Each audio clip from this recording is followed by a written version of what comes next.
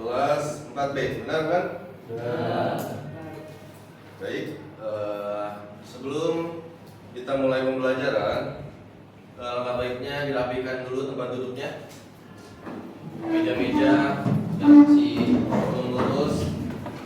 Buku selain buku pelajaran telah ditaruh di laci bawahnya. Baik, perkenalkan diri. Nama saya Rizky Ramadan Tanjung. Kali ini saya akan membawakan materi tentang makanan yang halal dan baik. Baik, sebelum masuk ke pembelajaran akan saya absen dulu. Bagi yang saya sebut namanya silahkan bilang hadir. Gadi Ahmad Almadin. Mana? Hadir. Fadlan Ali. Hadir. Azam Nur Rahman. Dian Fadilah Iskandar. Raihan Asegaf. Altaf Fadil. Muhammad Zikri Ramadan. Muhammad Mirza Mahir. Itaf Syafiq Arkana. Itaf sakit apa hadir? Sakit. Zain Syahdan. Satrio Yuda Pamungkas. Muhammad Azam Febriano. Mufid Abdul Majid. Hadir. Nizam Aulia. Nizam Aulia hadir. Arifai Maulana. Azka Fadil. Muhammad Awali Ramadan. Hadir. Muhammad Azril. Syekhan Sakib. Abdul Azam. Pulang. Ifat. Hafiz Febrio Priyadi. Hadir. Ada yang tidak masuk? Yang izin berarti Azam Febriano ya? Apa ada Azam Febriano? Abdul Azam ya? Oke, baik. Hari ini kita akan membahas tentang materi makanan yang halal dan baik. Baik, sebelum masuk ke materi yang sekarang, saya akan menanyakan materi yang sebelumnya. Oke, apakah dari kalian tahu apa materi kita sebelumnya?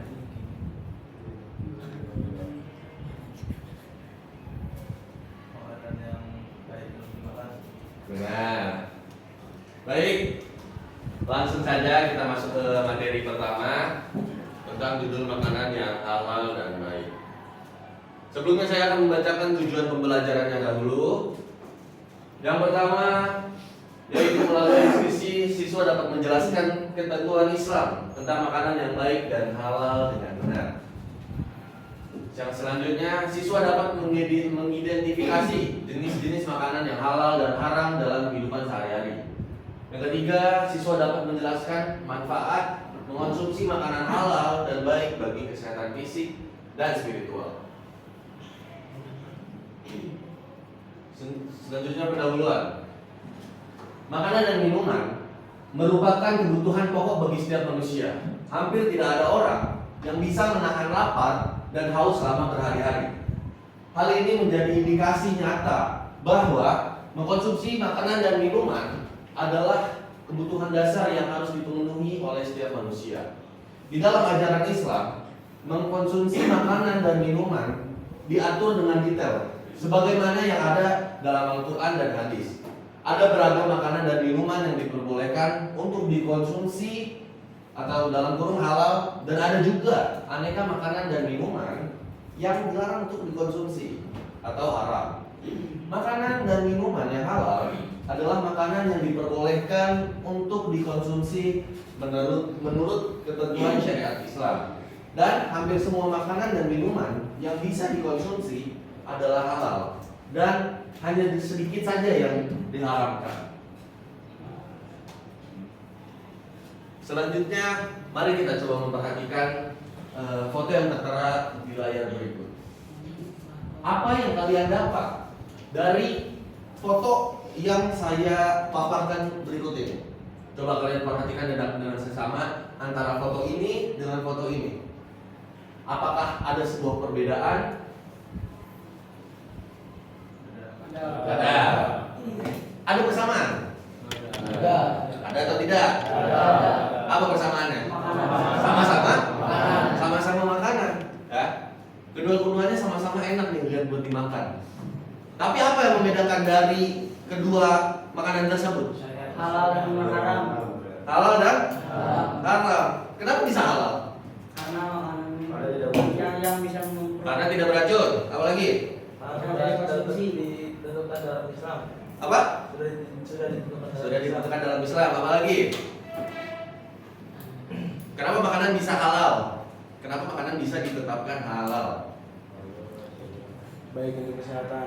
Baik untuk Kesehatan. kesehatan. Ada lagi? Anda dan sertifikatkan halal. Pasti ada sertifikasi halal. Ya.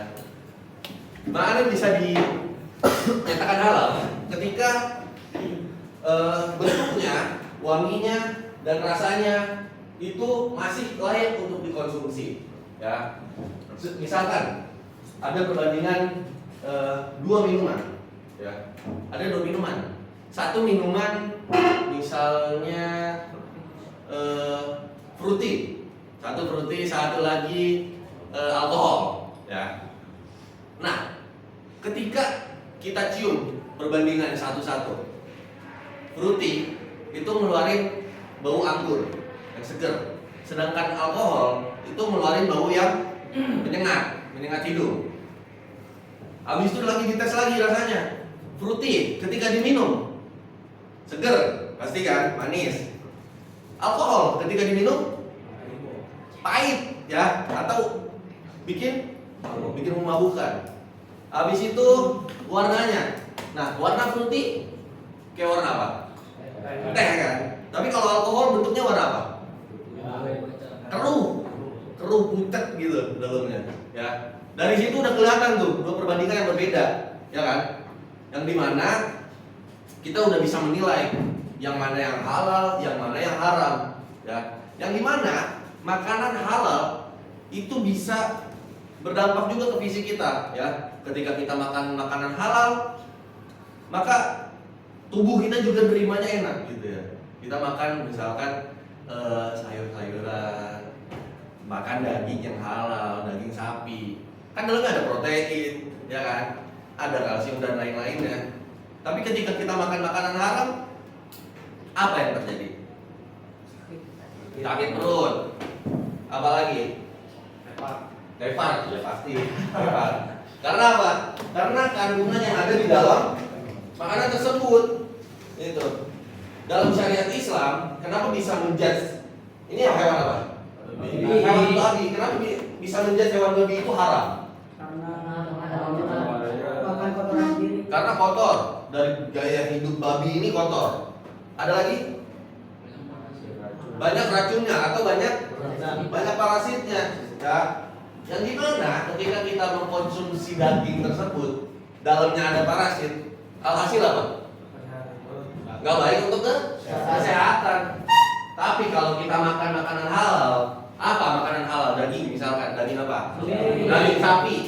Daging sapi mengandung racun tidak? Tidak. Daging sapi mengandung cacing pita atau lain-lainnya tidak? Tidak. Boleh dimakan? Boleh, ya kan? Jadi dua perbandingan, ya. Jadi jangan disamakan. Sama-sama hewan inilah. Sama-sama daging inilah. Makan aja sih. Gitu. Jangan ya. Kita sebagai seorang muslim harus bisa membedakan atau memilah makanan yang kita makan. Baik. Selanjutnya pembahasan. Oke. Makanan dan minuman yang halal dikonsumsi adalah makanan yang halal zatnya, halal cara memprosesnya, dan halal cara memperolehnya. Makanan dan minuman yang halal zatnya yaitu tidak mengandung hal-hal yang diharamkan oleh Allah, seperti darah, daging babi, ya, bangkai, dan lain-lainnya. Kemudian makanan dan minuman yang halal cara memprosesnya yaitu makanan yang diproses dengan syariat Islam. Lalu makanan dan minuman yang halal cara memperolehnya, yaitu makanan yang tidak diperoleh dengan cara mencuri, menjarah, menipu ataupun korupsi. Nah, dari sini makanan dan minuman yang halal memprosesnya seperti apa? Kenapa bisa dilabelkan halal gitu kalau cara memprosesnya benar? Dan kenapa bisa diharamkan karena cara prosesnya nggak benar? Karena nggak boleh bismillah memotong. Bisa. Apa misalkan? Ya, memotong aja. Misal kita membunuh ada kambing, ya kambing yang dikurban dengan lafalan doa, ya, habis itu dengan tata caranya dipegang sampai kepotong nadinya, ya, alhasil apa? Dagingnya halal, dagingnya enak juga, kambingnya nggak tegang. Di sisi lain, coba kita mau makan kambing nih, tapi kita matiinnya tuh dengan kita siksa. Kita redam nih, kita tarik begini kambingnya, kita pukulin sampai mati. Apakah halal? Haram. Kenapa bisa haram? Karena prosesnya haram, ya. Sebegitu detail Islam memberikan penjelasan lah, sampai cara memotong hewan pun ada. Gitu. Lalu makanan dan minuman halal cara memperolehnya, yaitu makanan yang tidak diperoleh dengan mencuri. Korupsi, ya. Mencuri makanan. Ada yang mencuri makanan di sini? Jangan sampai ya, jangan sampai mencuri makanan ya. Apalagi mencuri aja udah diharamkan, apalagi mencuri makanan orang lain. Ya seperti itu. Menjarah. Kalian nih misalnya di kamar nih, ada lemari orang tuh kosong dulu. Ambilin, menjarah. Jangan ya. Haram. Menipu. Kalian punya uang nih, uang palsu nih. Belanjain. Makanan yang kalian makan apa? Haram. Ya. Kalian tipu dengan dagang orang tua lah gitu, kalian tipu. Sian. Dosa nipu, dosa makanan haram. Orang tua lagi ditipu. Lipat-lipat ganda ataupun korupsi. Ya, korupsi lah. Ya. Banyak inilah istighfar lah. Orang-orang korupsi, ya, misalkan ada dia lembaga, dia ngambil duit dari situ, itu dibeli makanan. Apakah makanannya halal? Meskipun dia ada label halalnya gitu, dia makan daging nih, misalkan daging apa ya, nasi kebuli lah yang kelihatan halal, tapi uangnya uang korupsi. Apakah makanan itu halal? Haram, karena cara memperoleh uangnya, ya, seperti itu. Jadi hal ini harus kita perhatikan dengan baik, sebab aneka makanan dan minuman yang kita konsumsi sesungguhnya akan membentuk karakter dan kebiasaan kita. Secara sepintas hal ini tidak masuk akal, tapi ketika berpikir lebih mendalam, hal ini dapat kita rasakan juga. Contoh sederhana, ketika ada seorang yang senang mengkonsumsi alkohol, dia akan tampak gemetar, mudah marah, emosian. Ya, itu bukti sederhana pengaruh makanan terhadap jiwa seseorang. Gitu. Coba kalian mungkin pernah melihat lah kayak orang-orang mabuk atau gimana gitu. Dia gimana sih bentuk orangnya? Gak kelurus kan? Ngantukan. Siapa yang ngantukan? Jangan minum loh. Jangan ya. Contoh orang minum alkohol itu tadi, ya, dia gemeter nih, selama dia gelisah. Ketika orang minum alkohol itu gelisah hatinya tuh, kayak gitulah. Jadi dia nggak ada apa-apa, tapi hatinya tuh gelisah mulu, kayak deg-degan mulu gitu. Itu pengaruhnya. Habis itu dia mudah marah juga, ya. Orang minum alkohol nggak ada apa-apa. Kalian cekol dong orang minum alkohol, ngajak berantem. Ya kan, berdampak bukan dari mana? Dari yang dia minum, ya kan? Emosinya tidak stabil, itu juga sama, mudah marah. Tuh, habis itu ngaruh juga ke kesehatan tubuh. Rata-rata orang yang minum alkohol, tubuhnya itu nggak fit, nggak bagus, ya, kurus, habis itu buncit, ya, Pokoknya bentukan sakalan badan itu aneh lah, nggak jelas gitu. Ya, makanya kita sebagai seorang muslim, ya kita dijauhkan dari hal-hal seperti ini. Ya, kalian mungkin semua sudah belajar lah hal-hal seperti ini. Gitu juga. Selanjutnya, memahami ayat Al-Quran. Baik, di sini ada ayat Al-Baqarah dari ayat 168 sampai ayat 169. Baik, saya akan meminta dari salah satu kalian untuk membaca ayat 168 dulu. Baik, siapa? Aska yang mana? Aska, coba baca yang paling atas tuh. Yang uzur. A'udzu billahi minasyaitonir rajim. Bismillahirrahmanirrahim. Ya ayyuhan nasu kulu mimma fil ardi halalan thayyiban wa la tattabi'u khutuwatis syaitan innahu lakum aduwwun mubin. Baik. Ente artinya coba baca. Wahai manusia, makanlah sebagian makanan di bumi yang halal bagi baik dan janganlah mengikuti akal setan. Sesungguhnya ia bagimu merupakan musuh yang Baik. Seperti yang kita lihat dari sini aja, dari ayat Al-Quran aja sudah tertera jelas ya.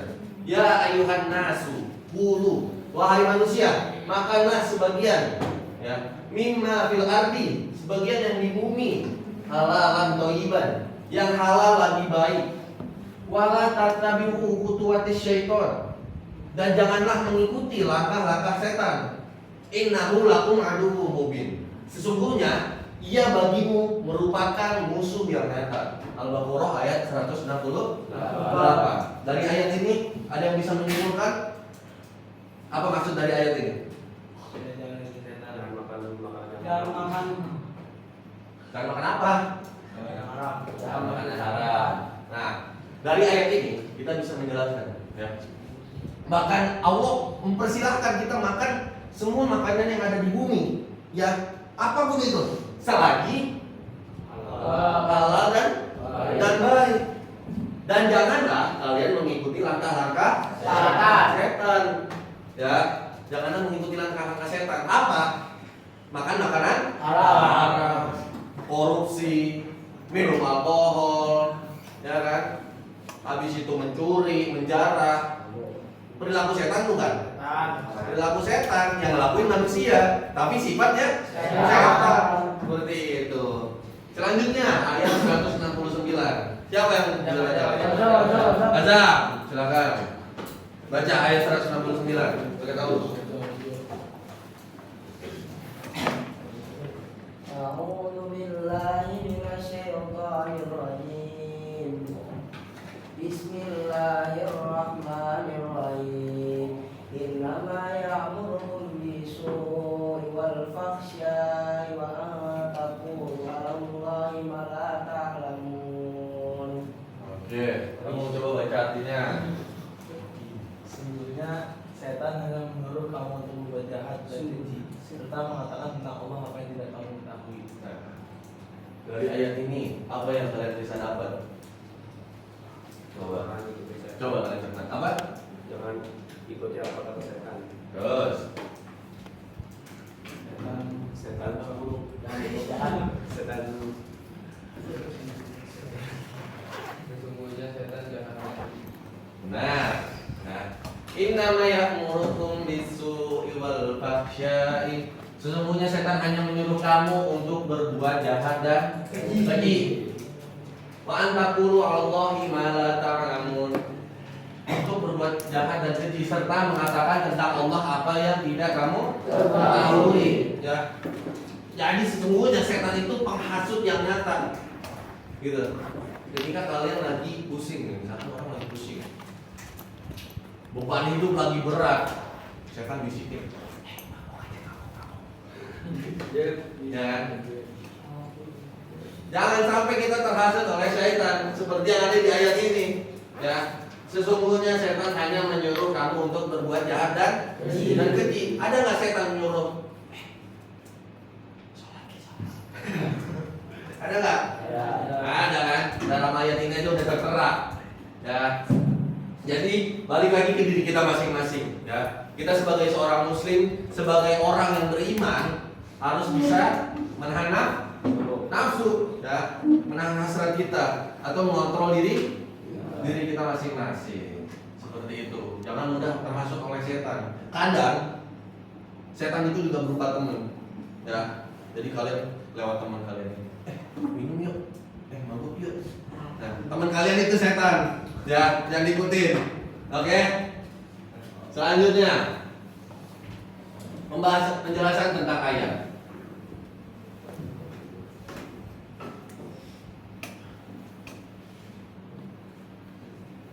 Dalam Quran surat Al-Baqarah ayat 168, Allah Subhanahu wa taala menyuruh manusia untuk mengkonsumsi makanan dan minuman yang halal dan baik. Makanan dan minuman yang halal adalah yang diperbolehkan oleh agama, baik dari segi zatnya maupun hakikatnya. Sebagai lawannya adalah makanan yang diharamkan oleh ajaran agama, baik karena zatnya maupun hakikatnya.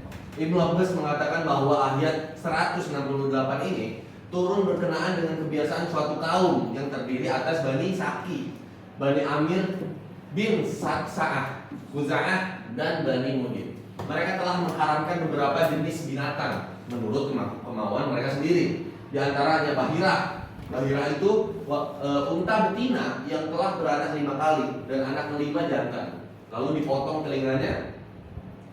Dan wasilah, yaitu domba yang beranak 2 ekor, 1 jantan 1 betina. Lalu anak yang jantan tidak boleh dimakan, melainkan harus diserahkan kepada berhala. Padahal Allah Subhanahu wa taala tidak mengharamkan jenis itu. Ya.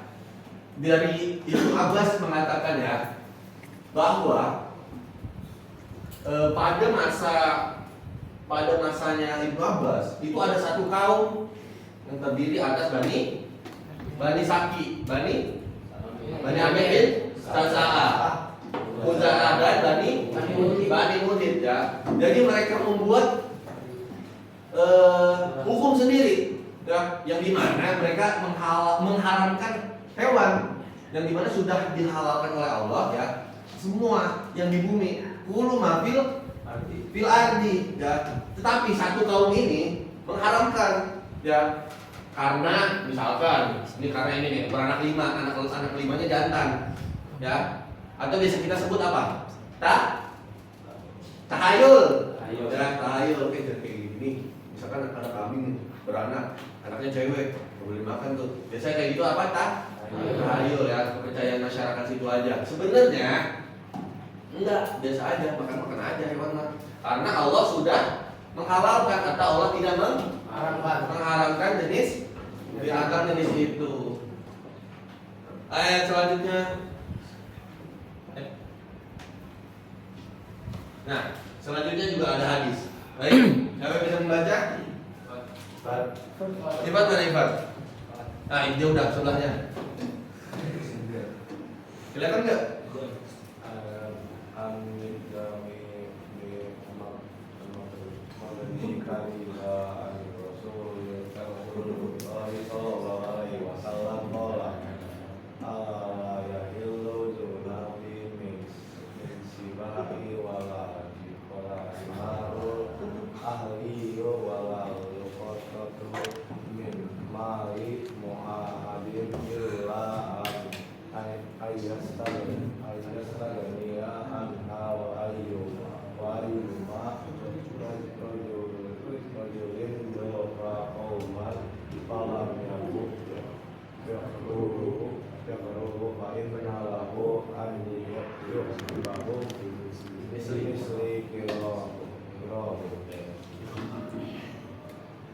Nanti coba bacanya.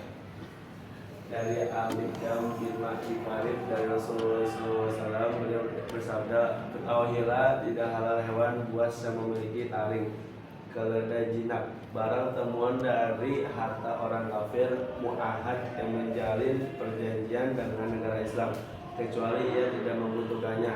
Dan siapapun laki-laki yang bertamu kepada suatu kaum dan mereka tidak menjamunya, maka baginya untuk menuntut ganti yang seperti jamuan untuknya. Oke.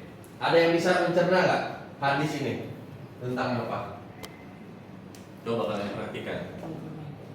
Anil Mikdami Ibnu Magdi Kariba Rasulullah Shallallahu Alaihi Wasallam qala, dari Al Mikdam bin Ma'adi Karim dari Rasulullah Shallallahu Alaihi Wasallam, beliau bersabda, qala ala la yahillu zunabin min sibai walal himari. Ketahui tidak halal hewan buas yang memiliki taring, keledai jinak dan barang temuan dari orang kafir mu'ahad.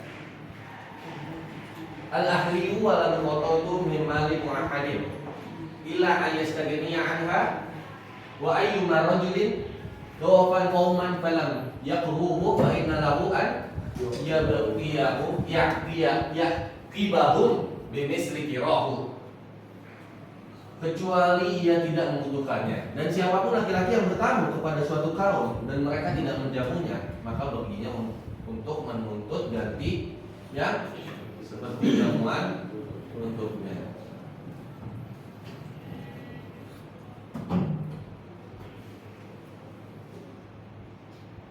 Penjelasan hadis tersebut.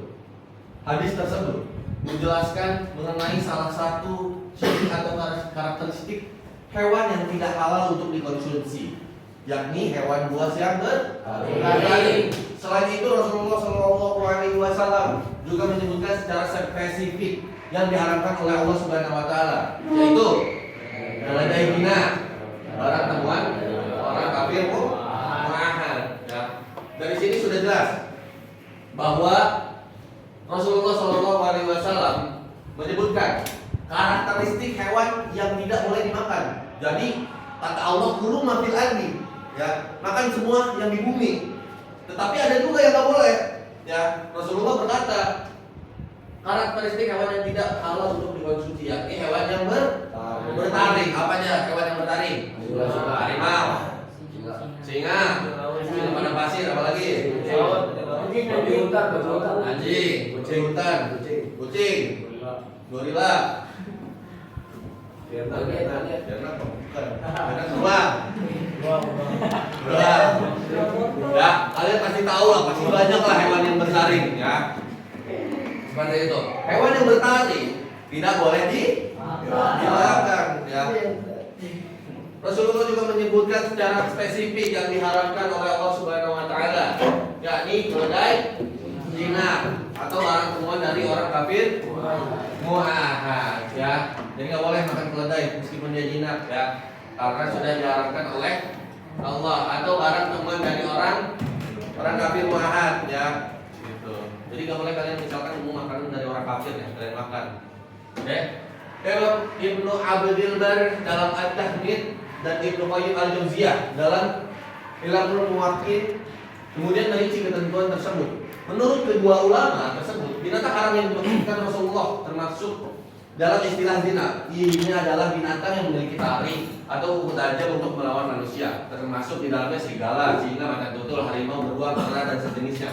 Semua itu haram untuk dimakan. Baik. Selanjutnya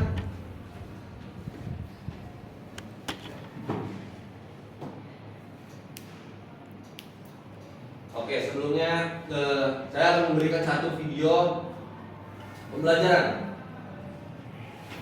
untuk kalian semua.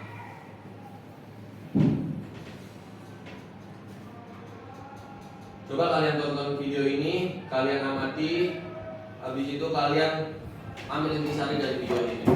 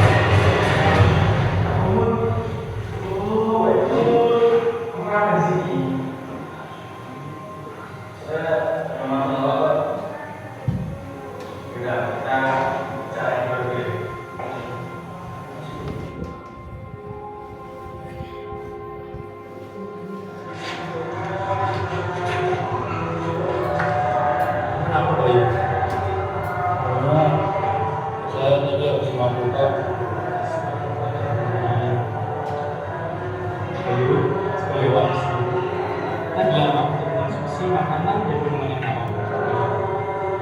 Tahu itu nggak? Saya mau tahu apa. Kali ini kita mau langsung bertobat ya. Dan jangan lagi kesalahan saya. Oke Pak. Kali ini saya bertobat. Saya berjanji tidak mengulangi kembali. Oke. Terima kasih Pak.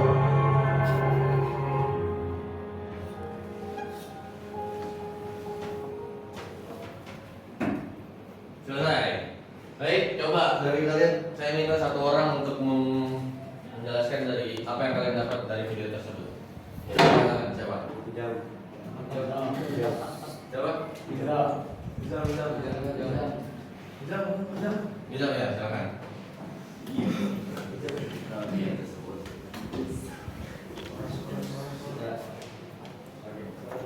Kita dijelaskan bahwa minuman tersebut itu memabukkan dan efek dari mabuk itu tuh berbahaya bagi manusia. Bisa menjadi yang seseorang, bisa berbahaya, bisa mencuri, bahkan segala macam dosa bisa kita. Mungkin sekian dari saya. Satu orang lagi. Saya minta untuk menjelaskan. Oke, silakan.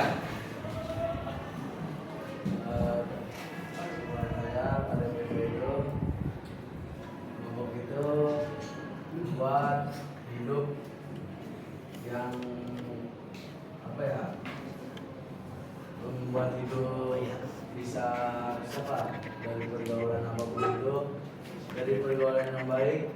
Ketika kita bisa ketemu teman gak baik, bisa mabuk, itu juga hidup kita bakal rusak untuk kedepannya.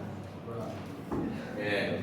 Jadi kesimpulannya mabuk itu itu bisa bikin seseorang apa gelisah dalam hatinya, seperti yang di video tadi ya. Ketika dia mabuk dia happy kan, sebelum dia mabuk dia happy, tapi ketika dia udah minum, udah masuk zat alkohol ke dalam dirinya, apa yang terjadi?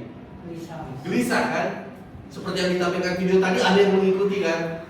Dia takut, dalam dirinya tuh takut terus, habis itu kepikiran, ya kan? Padahal nggak seperti itu yang sebenarnya tuh, ya. Terus dia emosian, ya gampang marah, rusaklah hidupnya, ya. Hanya karena minum doang loh, tapi efeknya sangat berbahaya. Maka dari itu Islam mengharamkan minuman beralkohol seperti itu. Oke, mungkin cukup sekian ya. Saya akan membacakan sedikit ini ya.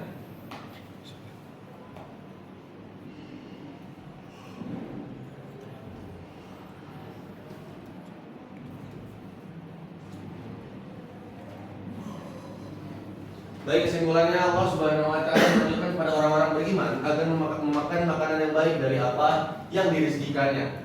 Yang kedua, agar manusia senantiasa bersyukur atas segala nikmat yang diberikan olehnya dan senantiasa hanya mengabdikan diri kepadanya. Yang ketiga, makanan yang diharamkan oleh Allah Subhanahu wa taala adalah bangkai, darah, daging babi dan binatang yang disembelih dengan menyebut selain Allah Subhanahu wa taala. Yang keempat, dalam keadaan darurat boleh memakan yang diharamkan oleh Allah sebatas keperluan untuk menyelamatkan diri. Yang kelima, salah satu ciri binatang yang diharamkan untuk dikonsumsi adalah binatang buas dan bertaring, keledai jinak dan barang temuan milik orang kafir mu'ahad.